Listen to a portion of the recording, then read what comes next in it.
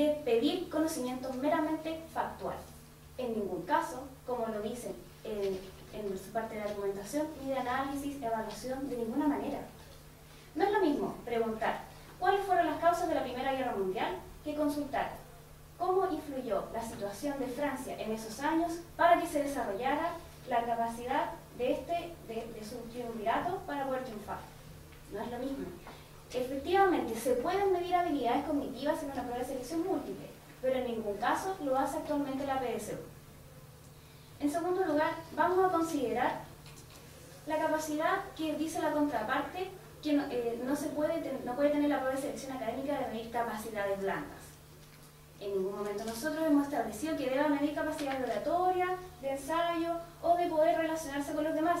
No, estamos pidiendo que efectivamente la PSU cumpla con lo que dice, medir habilidades de razonamiento. Si solo lo hace pidiendo conocimiento factual, entonces estamos tratando de medir la temperatura con una regla. Vamos a obtener solo contenidos y vamos a medir esto, pero no vamos a medir lo que realmente estamos buscando, el razonamiento. Por ende, no es óptimo si ya se cae y no cumple con la propia definición emergida de sus propios originadores. En tercer lugar, cuando ellos dicen que los estudiantes efectivamente tienen un problema entre la educación pública y privada y que efectivamente con estas pruebas de conocimiento se genera esa igualdad. No es así. Nosotros sabemos, a partir de experiencias bien cercanas, dentro del mismo país, el CIMSE. El CIMSE lo que hace es comparar efectivamente a todos los estudiantes de un grupo económico, de un grupo de establecimientos municipales con las mismas características para compararlos. No compara peras con manzanas, y en ese caso sí se estaría generando una igualdad, porque se compara con sus pares, aquellas personas que tienen las mismas condiciones. Por ende, ese es un método igualitario. De esa forma podríamos reestructurar la PSU a que constituyera las mismas características, y de esa forma generar la igualdad que aparentemente la Universidad de Chile ha tratado de caracterizar en la PSU. Adelante, por favor. Señor Jurado, dado los objetos que quiere comparar aparentemente distintos a nuestra contraparte, tendríamos que hacer un montón de pruebas distintas para estos sujetos distintos. Hacemos muchas pruebas distintas, gastamos tiempo, gastamos plata, el método no es óptimo. Como si esta ocasión. En primer lugar, no he dicho que hay que hacer pruebas diferentes.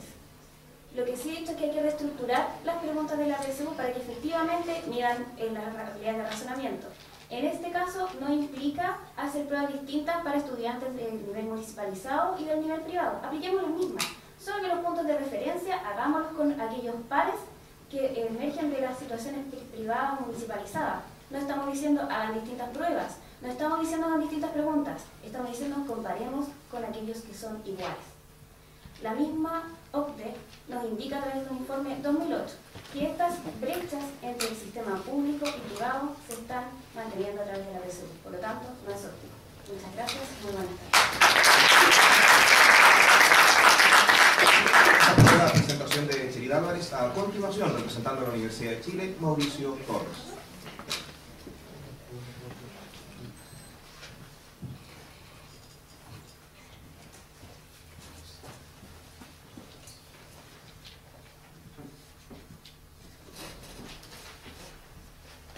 Bien, agradeciendo entonces la presentación de César, parto con lo que ha sido este debate y parto con una presunción de inocencia.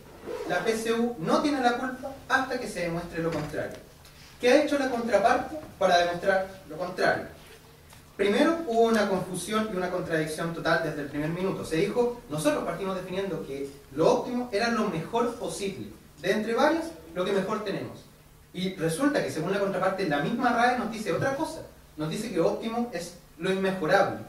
Entonces, ¿a quién le creemos? Voy a actuar de buena fe y voy a creer que la contraparte que primero tiene la obligación de definir lo ha hecho bien según los criterios de la RAE. ¿Por qué es importante esta confusión? ¿Por qué es importante que la PSU tiene que ser la mejor posible y no inmejorable? Porque es distinto medir el razonamiento según cómo lo vayamos entendiendo. Ahí hay otra confusión.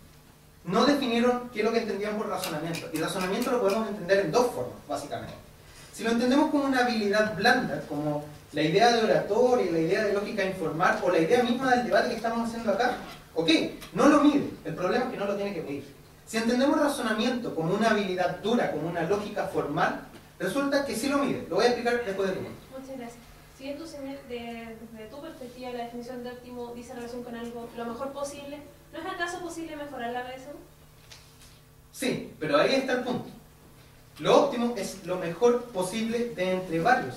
No tiene por qué ser inmejorable, porque esa no es la definición de óptimo. Lo óptimo es lo mejor. Si tenemos varias pruebas, si tenemos varios modelos en los cuales comparar y resulta que la PSU es la que más nos conviene, la PSU es óptima haciéndose cargo de nuestra realidad. Te escucho. Gracias, porque si entonces es mejorable es porque no es lo mejor que podemos hacer hasta ahora. Y en segundo lugar, el aspecto de razonamiento no es una habilidad blanda. Lo mismo lo define el DEMRE, ya que lo pone como un objetivo de la PSU. Entonces, recién ahora me hago cargo de tu definición de razonamiento que no recibimos en la primera parte. Si no es una habilidad blanda, si es una habilidad dura, si es lógica, resulta que la PSU sí lo mide.